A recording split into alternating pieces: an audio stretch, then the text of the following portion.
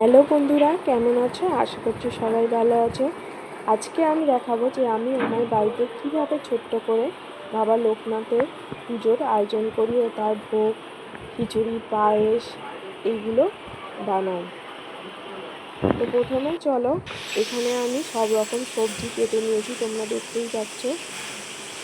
এখানে আমি ভাজার জন্য 5 রকম সবজি কেটেছি, আর বাদ বাকি সবজি কেটেছি খিচুড়িতে দেওয়ার জন্য। চালটা আমি ভালো করে ধুয়ে জল ঝরিয়ে রেখেছি। আর ওই দিকের মুদিখানার বাজারগুলো আনতে একটু লেট হয়ে গেছিলো, তাই গুছোনো হয়নি, তাই প্যাকেট সমেত সব কিছু নিয়ে এখানে চলে এসেছি। এইগুলো দেখো মুদিখানা, সবই আজকে পুজোর মুদিখানার বাজার। মানে পায়েস বানাবো, তারপর নিরামিষ সব কিছুই নতুন। তো আমি প্রথমে 5 রকমের সবজিগুলোকে ভালো করে ভেজে নেব। তার জন্য আমি একটু নুন আর সন্দক লবণ মাখিয়ে নিলাম। কড়া গরম করতে বসিয়ে দিয়েছি, আমি সব রকমের সবজিগুলো ভেজে নেব।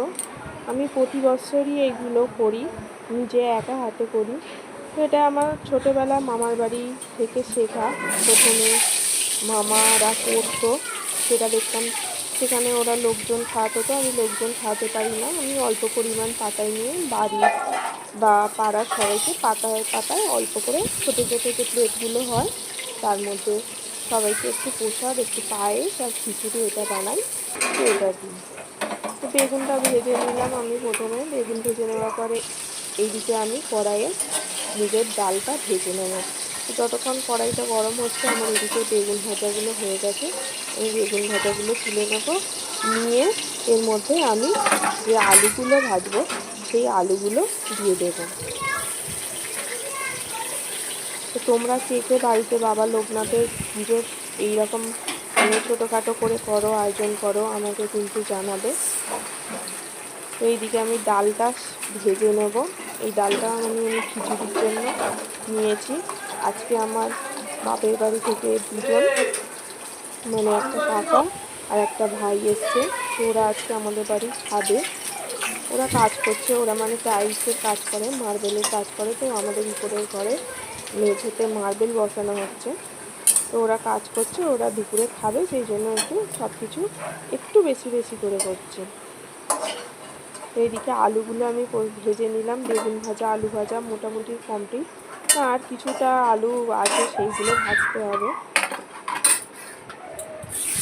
তো আমি এটা মামার বাড়ি থেকে শিখেছি বললাম। মামারা এরকম করতো, আয়োজন করতো, ওরা লোকজন খাওয়াতো, আমি লোকজন খাওয়াতে পারি না বললাম।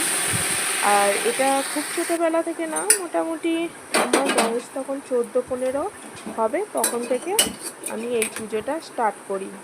মামার বাড়ি দেখে প্রথমে বাপের বাড়ি করতাম। বাপের বাড়ি আমি এত আয়োজন করতে পারতাম না, মানে মা তখন ছোট, খুব একটা রান্না পারতাম না। তখন শুধু মানে ফলমূল, মিষ্টি এগুলো বাবা লোকনাথের জন্য আয়োজন করতাম।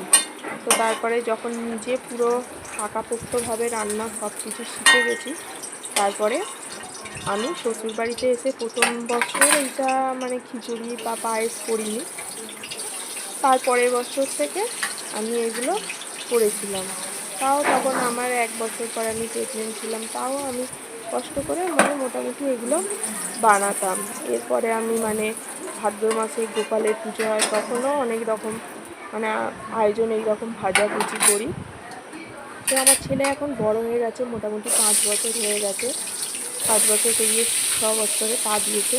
তো ভীষণই অন্যায় করে, কিন্তু কী করব, তা সত্ত্বেও আমাকে তাকে নিয়ে সব কিছু সামলে আমাকে এই আয়োজনগুলো করতে হয়।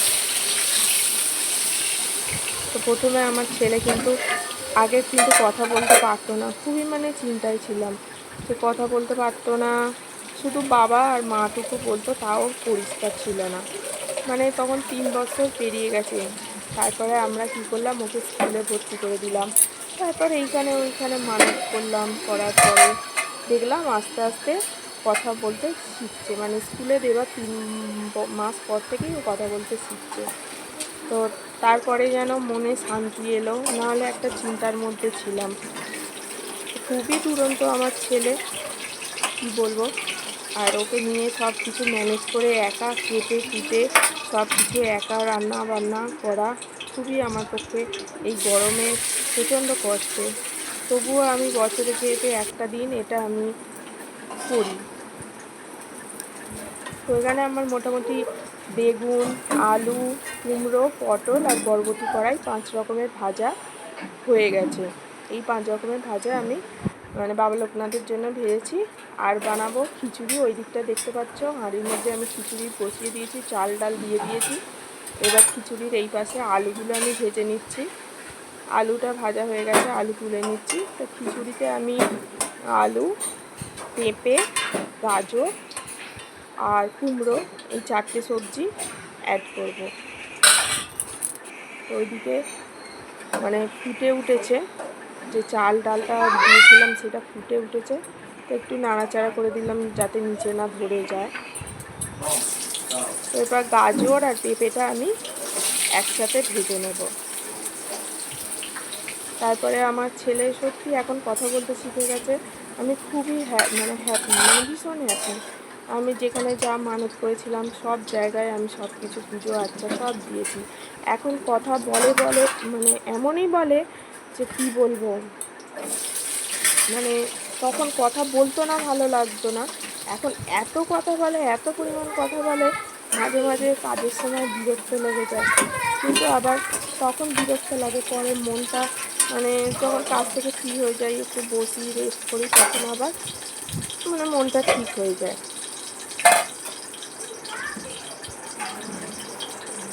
তারপরে আমি এটা মানে শ্বশুরবাড়িতে ধরো 5-6 বছর করছি, মানে আমার বিয়ে হয়েছে আর 7 থেকে 7 বছর মতো হলো সরি।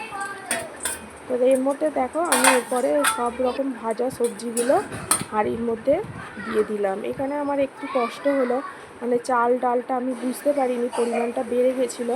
আগেরটা একটু ছোট হাঁড়ি ছিল, তারপরে আমি সেইগুলো বড় হাঁড়ির মধ্যে ঢেলে তারপরে আবার গ্যাসে বসালাম।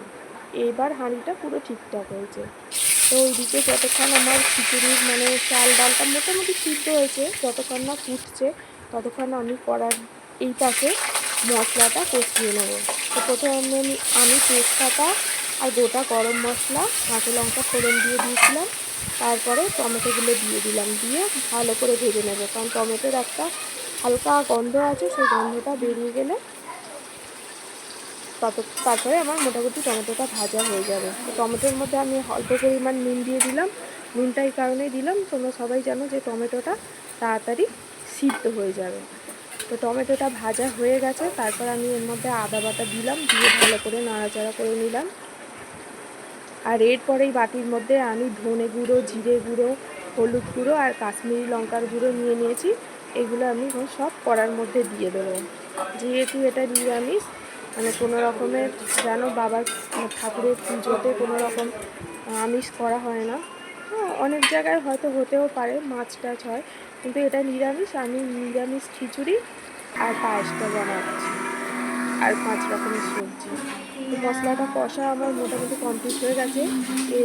এরপর হাঁড়ির মধ্যে দিয়ে আমি ভালো করে আবার নাড়িয়ে চাড়িয়ে নেবো, যাতে মশলাটা হাঁড়ির সমস্ত চাল ডালের মধ্যে মিশে যায়।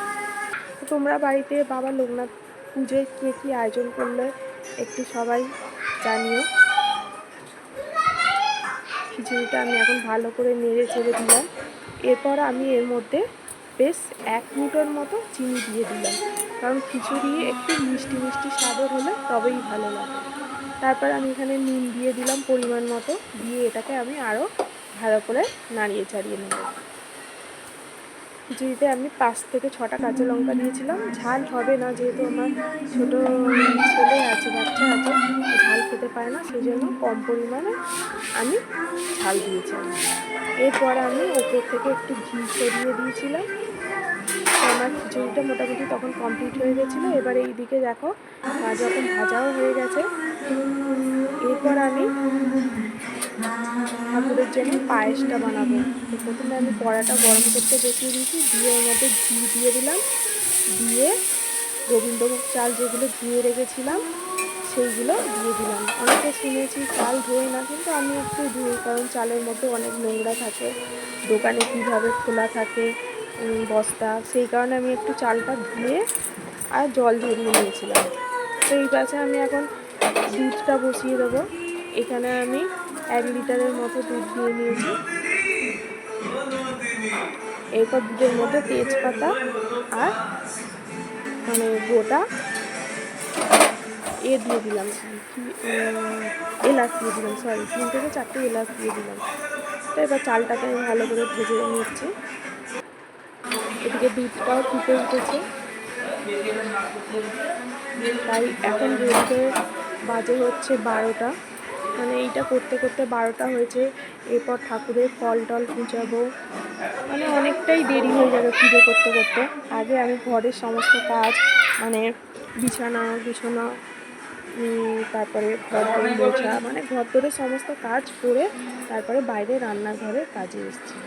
তো পায়েসে আমি এখানে একটু সামান্য পরিমাণ নুন অ্যাড করলাম। অনেকে নুন অ্যাড করে না, কিন্তু আমি একটু নুন অ্যাড করি, 1 চিমটির মতো।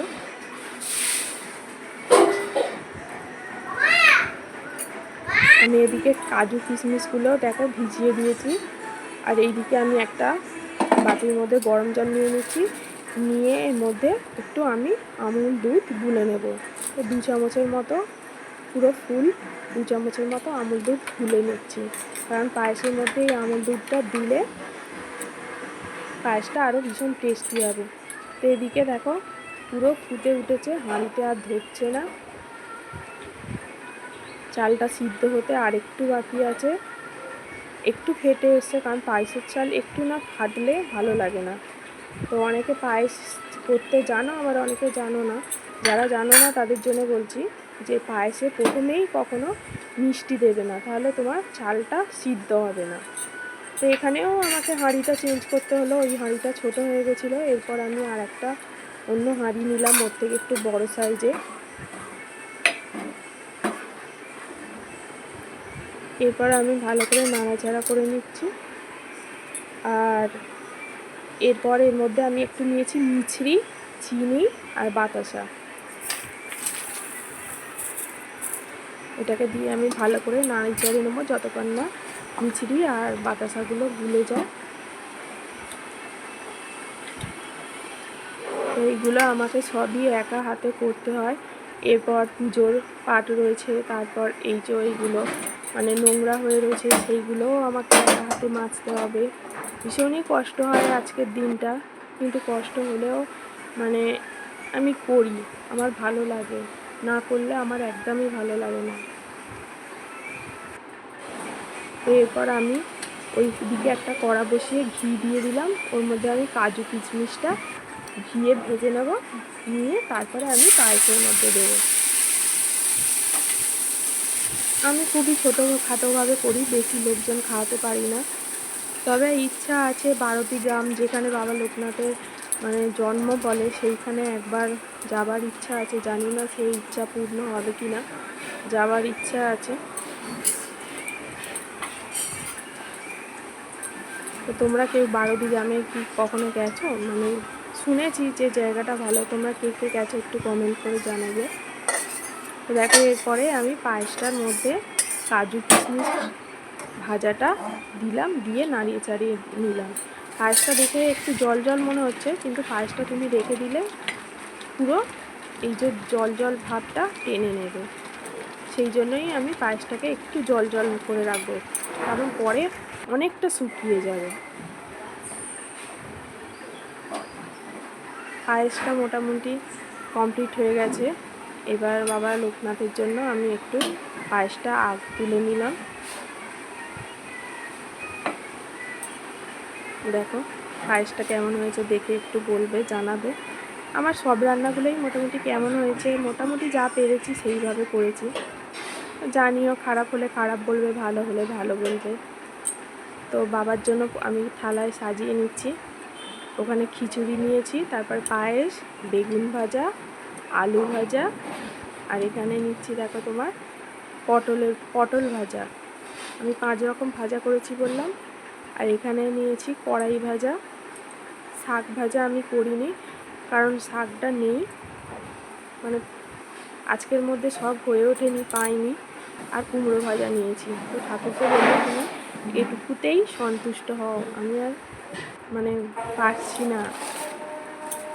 যেটুকু পেয়েছি সেটুকুনিতেই ঠাকুর যেন সন্তুষ্ট হয়। তুমি ঠাকুরকে ফুল বেলপাতা এত কিছু আয়োজন না করে ফুল বেলপাতা সামান্য নকুলদানা দিলেও ঠাকুর খুশি হবে। তো এখানে অমৃতি এনেছিল, 4টে অমৃতি নিয়ে নিয়েছি, আর 2 পিস কালাকাঁদ এনেছিল, আর তারপরে দিয়ে দিচ্ছি 4 পিস লাড্ডু। লোকনাথের সবচেয়ে প্রিয় খাবার কি জানো? মানে আমি নিজে জানি না, আমি শুনেছি নকুলদানা আর মিছরি এটা নাকি প্রিয়, আর অমৃতিটা মিষ্টির মধ্যে অমৃতিটা, এই 3টে জিনিস প্রিয়। আর ফলের মধ্যে রয়েছে তোমার পাকা পেঁপেটা, মানে আমি বললাম না এগুলো আমি শুনেছি, তো সত্যি জানি না। তো সেইগুলো আমি আয়োজন করেছি, যেগুলো পেরেছি সেইগুলো আয়োজন করেছি।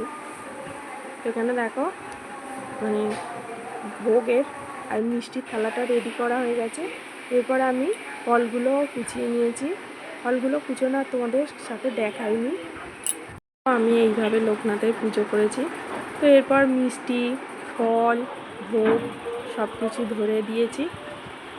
তো এইভাবেই আমি বাড়িতে আমার লোকনাথের পুজো করি ছোট্টভাবে। তো ভিডিওটা তোমাদের কেমন লাগলো কমেন্ট করে অবশ্যই জানাবে।